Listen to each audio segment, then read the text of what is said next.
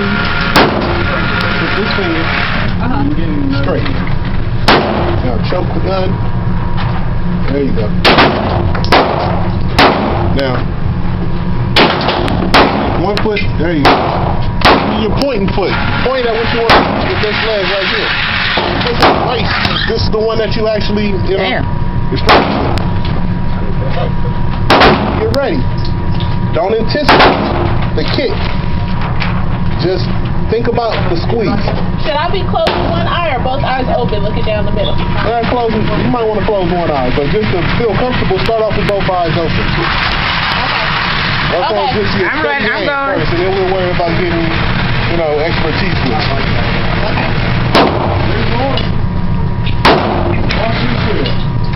What is that, a 45? Barely feel it. What did I do? Lungs. That's better than I shot. Bite. Go.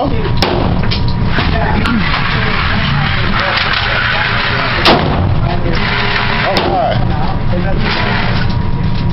Here it comes.